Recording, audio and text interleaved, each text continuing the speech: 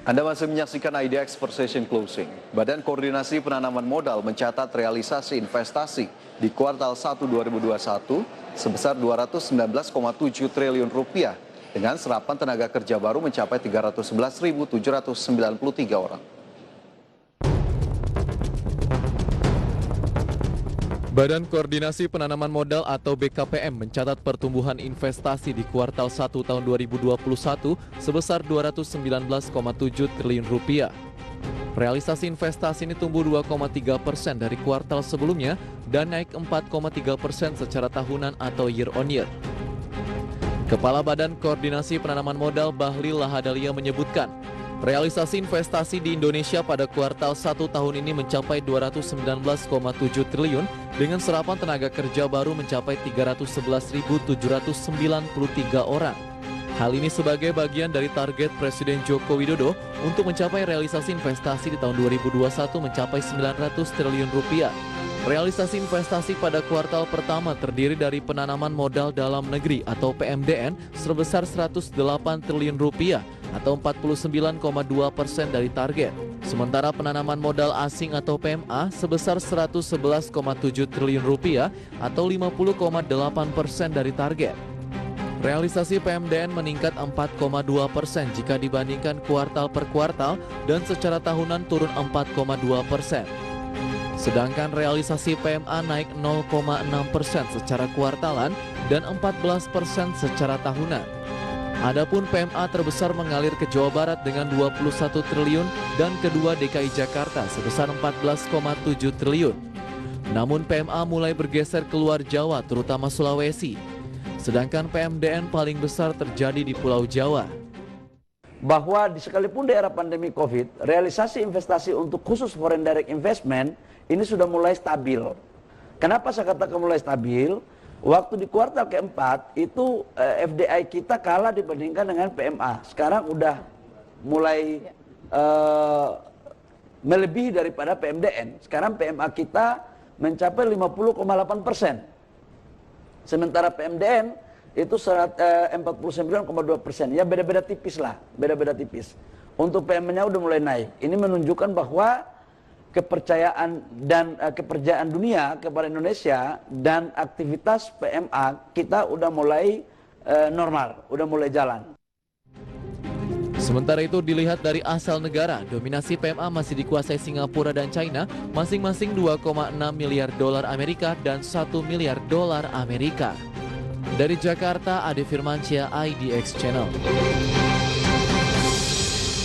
Ya, pemirsa, terkait data realisasi investasi yang sudah dirilis oleh Badan Koordinasi Penanaman Modal di sepanjang kuartal 1 2021, apa saja yang bisa kita perhatikan dan adakah data-data yang cukup menarik terkait dengan hal ini? Langsung saja kita bahas topik kali ini bersama dengan rekan Clara Antawijaya. Selamat siang, Clara. Siang, rekan Fajar. Halo. Ya, siang, Clara. Dan Clara, ini terkait realisasi investasi. Tadi saya sudah sampaikan informasinya ya. BKPM merilis data, pertumbuhannya cukup baik, angka capaiannya juga cukup besar. Tapi dari Clara sendiri, adakah laporan yang juga bisa dibagikan terkait data realisasi investasi ini? Oke, baik Fajar, kita review sedikit lagi ya terkait dengan realisasi investasi yang masuk ke Indonesia. Jadi memang Badan Koordinasi Penanaman Modal atau melakukan realisasi investasi yang masuk ke Indonesia itu 11,7 triliun pada kuartal pertama 2021 dan selain ini sih 6% ini pun mengungkapkan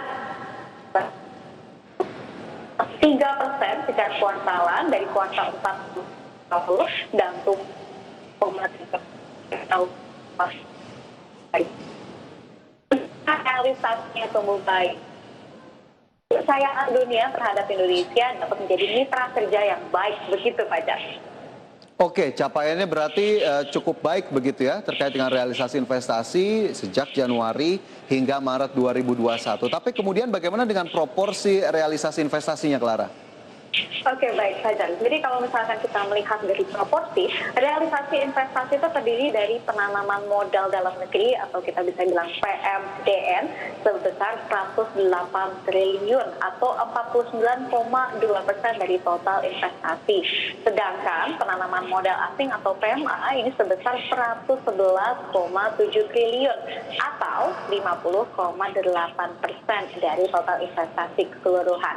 Namun realisasi PMDN ini justru minus 4,2% secara tahunan bila dibandingkan dengan kuartal pertama 2020. Namun tumbuh 4,2% secara kuartalan dari kuartal 4 2020. Sementara realisasi PMA ini ya naik 14% secara tahunan dan naik 0,6% secara kuartalan. Dan untuk yang belum tahu, untuk pemirsa dan juga pajak mungkin penanaman modal asing merupakan kegiatan menanam modal untuk melakukan usaha di Indonesia yang dilakukan oleh penanam modal asing dan mencakup penggunaan modal asing sepenuhnya maupun bisa juga negeri adalah kegiatan penanaman modal untuk menjalankan bisnis tapi dilakukan oleh penanam modal domestik dengan mengandalkan modal dalam negeri. Dan untuk kuartal 1 ini, Fajar, PMA lebih besar daripada PMDN.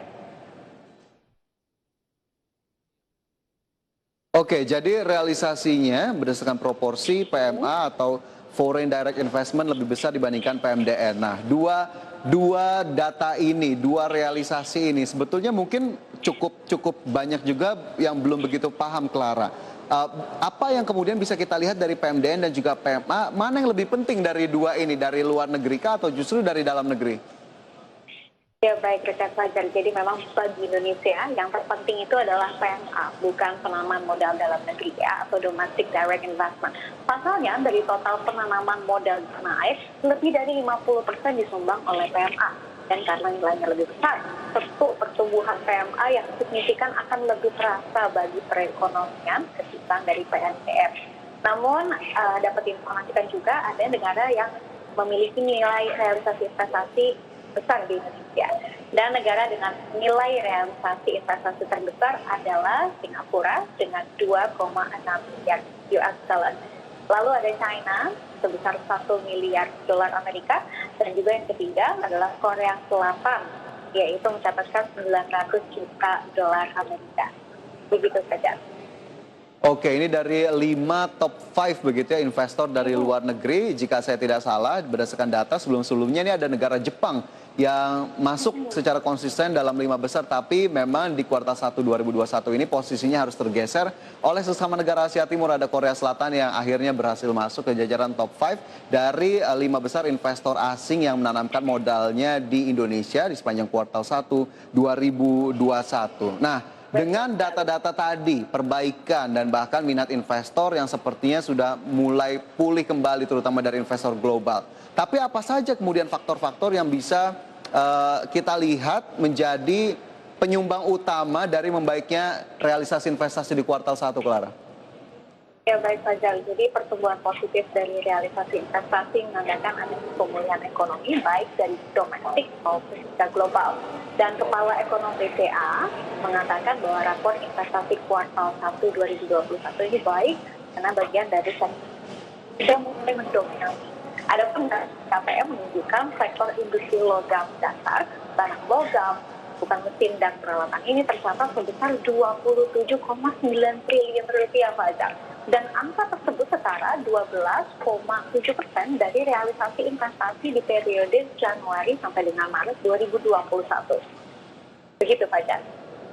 Oke, lagi-lagi memang masih cukup positif begitu realisasi yang ada baik dari dalam negeri ataupun dari luar negeri ataupun foreign direct investment. Nah, ini berdasarkan data juga tentunya realisasi investasi cukup banyak tersebar ke beberapa sektor begitu ya, bahkan ada sektor-sektor yang cukup mendominasi hingga kuartal 1 2021 dan ada sektor manufaktur yang juga sepertinya menjadi incaran atau destinasi utama dari investasi di kuartal 1 2021. Tapi jika kita lihat hal tersebut, seberapa besar sebetulnya pengaruh dari investasi di industri manufaktur kepada realisasi investasi di kuartal 1 ini, Clara?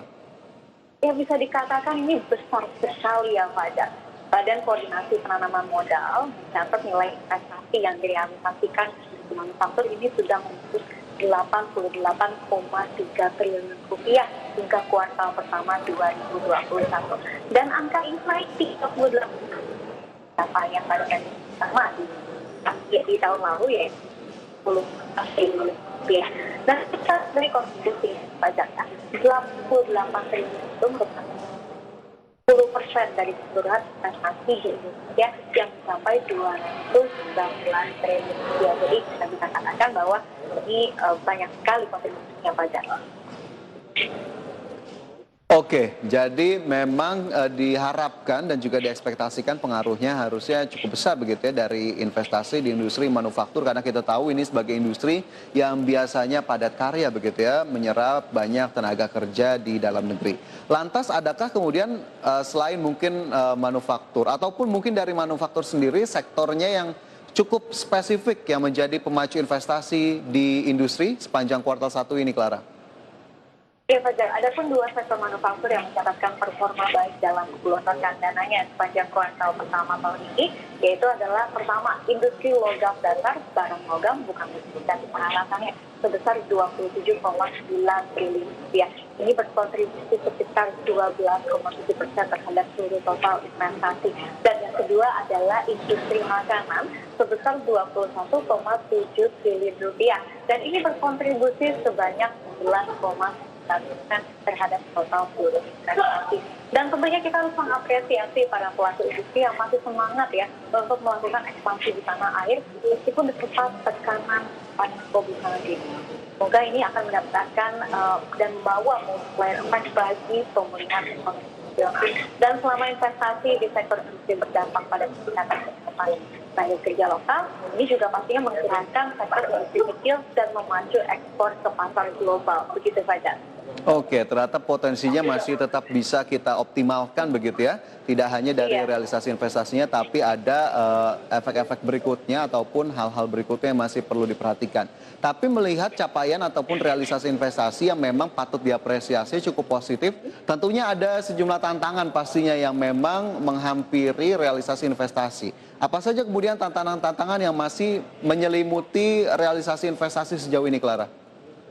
Ya baik Fajar, berbicara tentang tantangan investasi, Asosiasi Pengusaha Indonesia menyebutkan beberapa hal yang mempersulit investasi di tanah air. Yang terberat adalah biaya operasi yang semakin berat pada tahun ini dibandingkan tahun sebelumnya ya. Biaya operasional yang semakin berat itu karena kenaikan upah di sejumlah wilayah dan tidak lupa juga dengan adanya subsidi-subsidi perusahaan untuk kesehatan atau kesejahteraan dari karyawannya seperti COVID-19, dispensasi uang kerja, pemberian vitamin atau vaksinasi mati, dan juga dan tantangan lain yang lumayan menjadi penting begitu ya, yaitu adalah ekosistem, mana investor pastinya menyukai sistem yang efisien dan prediksi ya. Oleh karena itu tantangan terbesar adalah jika merampungkan aturan-aturan pelaksanaan undang-undang cipta kerja secara konsisten dan reasonable dan juga prudent atau tidak membebani pelaku usaha dan calon investor secara berlebihan. Di mana kondisi ekonomi tidak efisien, contohnya dengan birokrasi yang berbelit-belit begitu ya, Fajar, ini tidak baik untuk menarik FDI yang akan menjadi pendorong besar dalam peningkatan produktivitas ekspor. Begitu Fajar. Oke, baik. Semoga memang tantangan-tantangan tadi tetap bisa dihadapi dan diatasi, terutama oleh pemerintah dan juga seluruh stakeholder untuk mendukung realisasi investasi yang tentunya lebih positif dan bertumbuh di waktu-waktu berikutnya. Baik, Clara, terima kasih atas pemaparan yang sudah disampaikan siang hari ini. Kita akan sambung di kesempatan berikutnya. Sehat selalu dan selamat bertugas kembali. Terima kasih banyak. Ya, pemirsa IDX Precision Closing akan segera kembali usai jeda, tetaplah bersama kami.